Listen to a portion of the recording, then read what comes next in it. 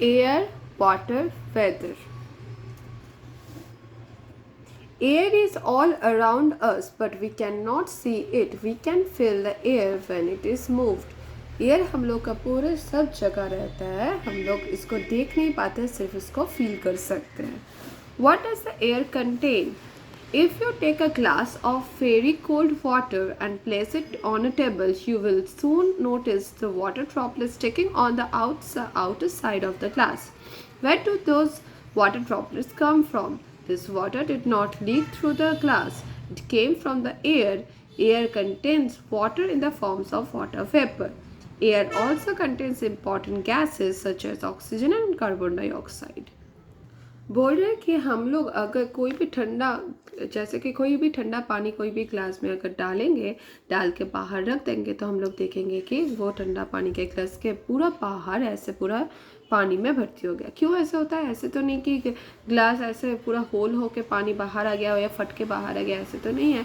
मगर ये बाहर कैसे पानी आया? सिर्फ क्योंकि हम लोग के एयर के अंदर हम लोग का वाटर वेपर रहता है. वो वाटर वेपर जब ये ठंडा के सामने आते हैं और टच करते हैं, वो वाटर ड्रॉपलेट्स में कन्वर्ट हो जाता है. इसलिए हम लोग को पता चलता है कि एयर में हम लोग को वाटर वेपर रहता है. जैसे कि ऑक्सीजन एंड कार्बन डाइऑक्साइड तो रहता ही है, उसके साथ साथ वाटर वेपर भी रहता है. वी ब्रीथ इन ऑक्सीजन, हम लोग ब्रीथ करते हैं ऑक्सीजन में. एयर में also contain dust particles and germs. Air के अंदर डस्ट पार्टिकल्स एंड जर्म्स भी है. This can stick to our body easily, ये हम लोग का बॉडी के सामने स्टिक हो जाता है. That is why we should have a bath daily, इसलिए हम लोग को रोज़ नहाना चाहिए. We should also wash our hands before eating to clean off the germs, इसलिए हम लोग को खाना खाने से पहले एक बार हाथ भी धोना चाहिए अच्छे से.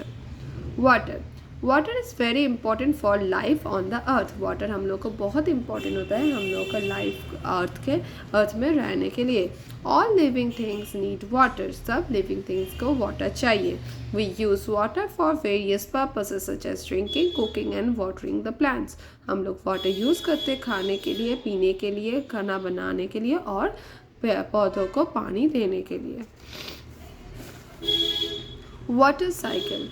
We know that the ice, water and water vapors are the three forms of water. What happens when we wet the clothes dry in the sun? The water present in the wet clothes changes into the water vapor due to the heat from the sun. The changes of the water in the water vapor is called the evaporation.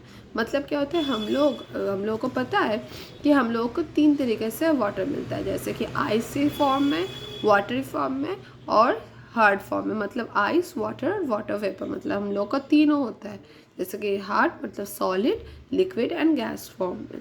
What happen, हम लोग का अगर बाहर हम लोग नहाने के बाद जो कपड़ा होता है, वो भिगाने के बाद जो कपड़ा होता है, वो बाहर अगर धूप में सुखाने देते हैं तो क्या देखते हैं? कुछ देर अंदर ही वो पूरा सूख गया. कैसे सूख जाता है? वो जो उसमें उसके अंदर जितना सारा वाटर था वो इवापोरेट करके बाहर ऊपर जाके सन की वजह से इवापोरेट हो गया.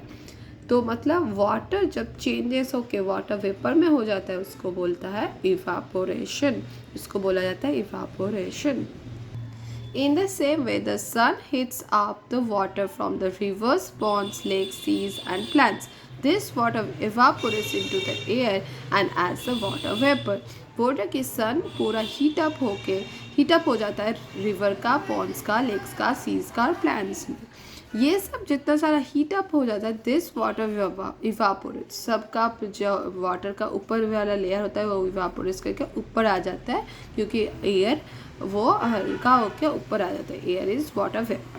When it goes to the higher, जितना ऊपर जाता है, the water vapor cools down to the form of small water droplets. जितना ऊपर जाता है, ऐसे ऊपर आने से क्या हो जाता है? उसका जो वाटर ड्रॉपलेट्स वो ठंडा हो जाता है ऊपर के क्लाइमेट से.